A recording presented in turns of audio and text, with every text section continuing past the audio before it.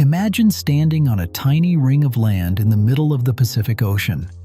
Beneath your feet, there is no soil, no dark, rich earth, no clay, no loam, nothing that any farmer would recognize as ground worth planting in. What you are standing on is crushed coral, the skeletal remains of billions of tiny marine organisms compacted into a porous, blindingly white, calcium carbonate rubble that drains water as fast as it falls and holds not a single nutrient a plant could use. The pH is so alkaline it would burn the roots of most food crops within days. There is no river, no spring, no mountain to catch rain clouds. The highest point on this island might be 3 meters above sea level on a good day. A single storm surge could wash the entire thing clean. This is a coral atoll, and by every measure of modern agricultural science, it is one of the most hostile environments on Earth for growing food. And yet, for over 2,000 years, people not only grew food here, they thrived. They raised families, built cultures, sustained populations across generations, and they did it using a method so elegant, so perfectly adapted to its environment that Western science did not even understand how it worked until the 20th century. The people who solved this impossible problem were Polynesian and Micronesian voyagers, the same navigators who crossed thousands of miles of open ocean in double-hulled sailing canoes using nothing but the stars, the patterns of ocean swells, the flight paths of birds, and the color of clouds reflecting off distant lagoons. These were not primitive people stumbling through survival. These were sophisticated engineers, ecologists, and agriculturalists who understood their environment with a depth and precision that modern science is only now beginning to appreciate. And the agricultural technique they developed on these barren coral atolls represents one of the most remarkable feats of food production in human history, growing calorie-dense staple crops in pure sand, without soil, without irrigation infrastructure, without fertilizer, without any of the inputs that modern agriculture considers absolutely essential. The secret begins underground, hidden beneath the coral sand in a geological phenomenon that the islanders understood intimately long before any European scientist gave it a name. Under every coral atoll of sufficient size, there is a body of fresh groundwater called a freshwater lens, known in hydrology as a Ghyben-Herzberg lens. Here is how it works. When rain falls on a coral atoll, it does not pool on the surface because the ground is far too porous. Instead, the rain percolates straight down through the coral rubble. It does not simply drain into the sea. Because fresh water is less dense than salt water, the rain accumulates underground and floats on top of the denser seawater beneath, forming a convex, lens-shaped body of fresh groundwater. On a decent-sized atoll islet, this lens can extend several meters below the surface, a hidden reservoir of drinkable, usable fresh water sitting quietly beneath what looks like barren sand. The Polynesian insight, the stroke of genius that made atoll agriculture possible, was to dig down to this lens and use it not merely as a water source, but as the foundation of an entire growing system.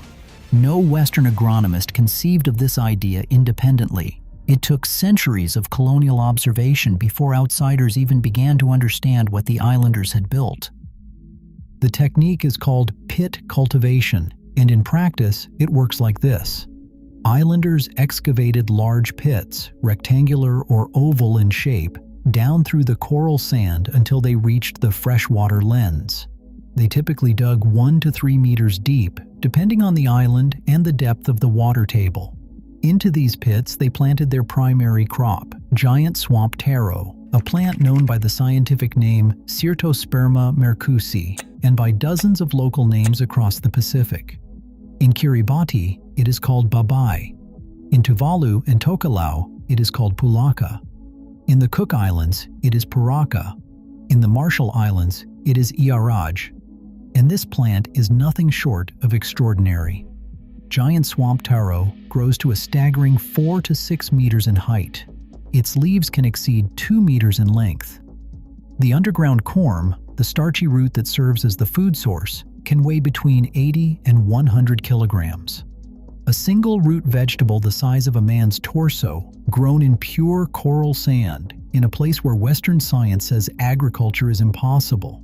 The roots of the plant sit directly in the freshwater lens, drawing up water and whatever dissolved minerals are available.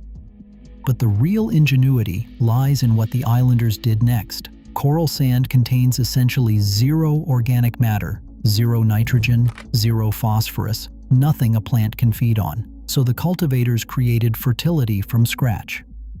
They gathered leaf litter from the trees that do grow naturally on atolls, breadfruit leaves, coconut fronds, pandanus cuttings, and any other organic material available, and they composted this material directly into the taro pits, layering it around the base of the plants as mulch and as fertilizer.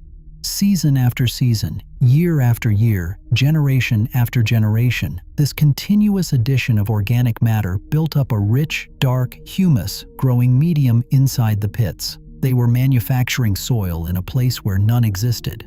The pits became self-contained growing environments, combining the water supply of the freshwater lens below with the nutrient supply of the composted organic matter above. A perfectly closed loop system that required no external inputs whatsoever. Everything came from the local ecosystem. The rain fed the lens. The trees provided the compost fed the taro fed the people tended the trees. It was a cycle of such elegant simplicity that it sustained entire island civilizations for millennia. But giant swamp taro was not the only crop in this system. The Polynesian approach to atoll agriculture was never a monoculture. It was a carefully integrated food system involving multiple species, each chosen for its ability to survive and produce in these extreme conditions.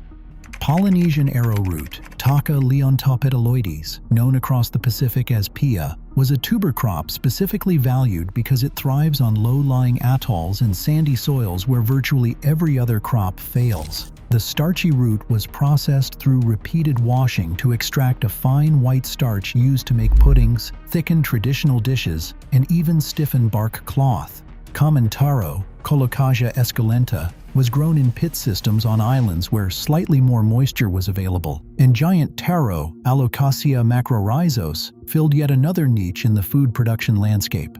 Together, these crops provided a diversified, resilient food base that could withstand the inevitable disruptions of life on a coral atoll, the droughts, the storms, the salt spray, the unpredictable swings of an environment that forgives nothing. The archaeological record confirms just how ancient and widespread this system was. Excavations on Majuro Atoll in the Marshall Islands have revealed pit agriculture dating back at least 2,000 years, with cultivation pits constructed on islets composed entirely of foraminiferal sand and coral shingle.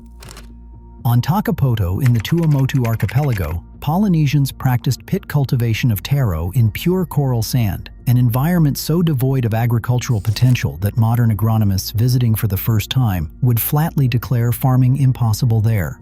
And yet, the evidence is in the ground, literally.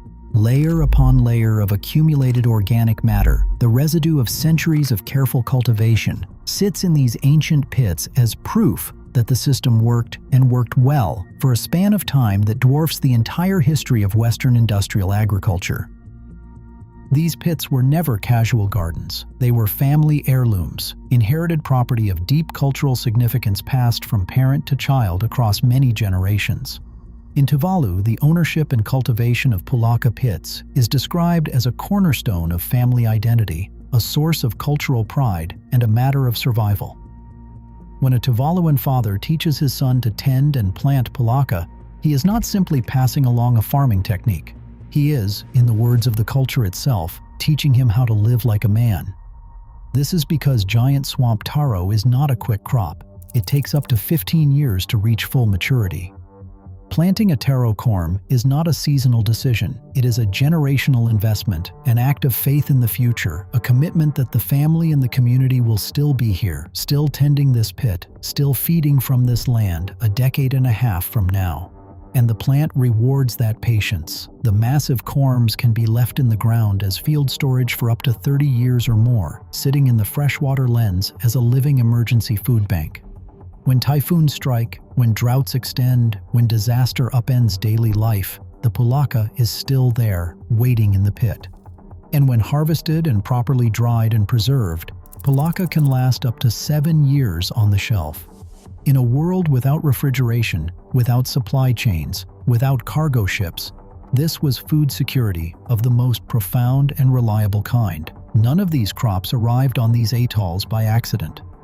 Every single food plant growing on these islands was deliberately transported there by Polynesian and Austronesian voyagers aboard their ocean-going canoes during the great colonization voyages that spread human settlement across the Pacific.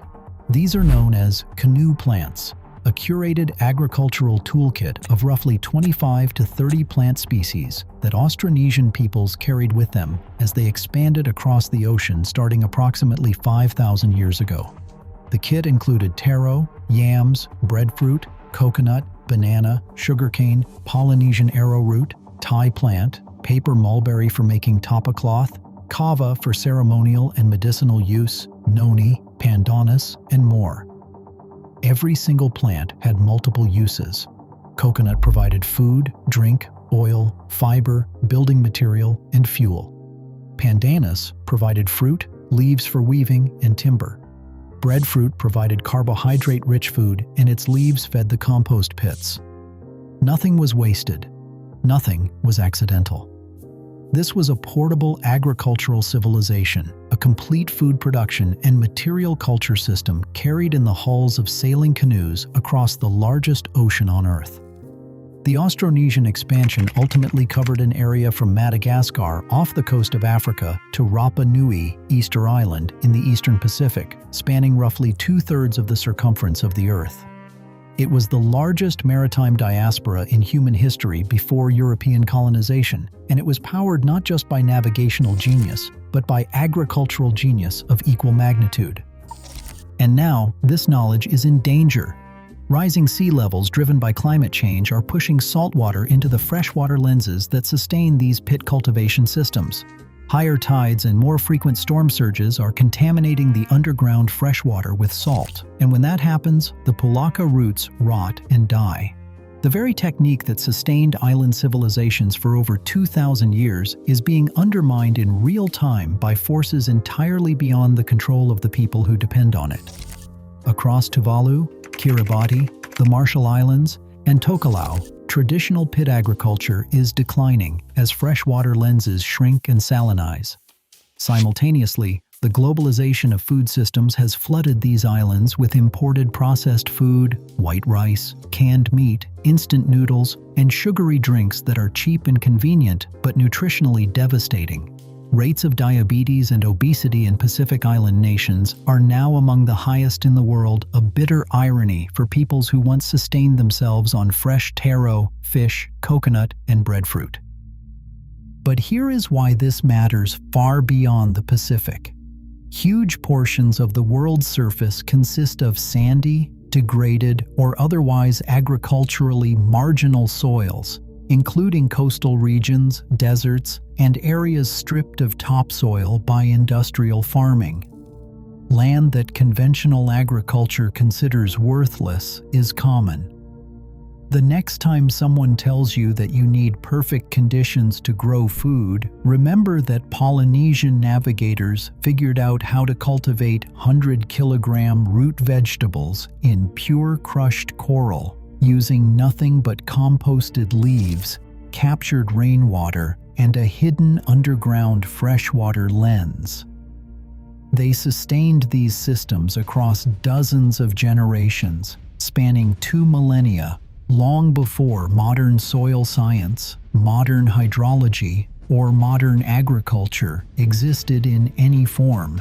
This knowledge is now endangered.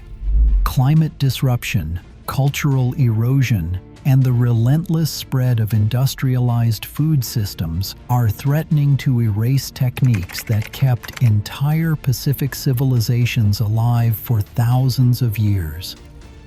Documenting these methods, reviving them where possible, and learning from the principles they embody is not merely an academic exercise. It is about preserving one of humanity's greatest and most underappreciated agricultural achievements before it disappears beneath the rising tide.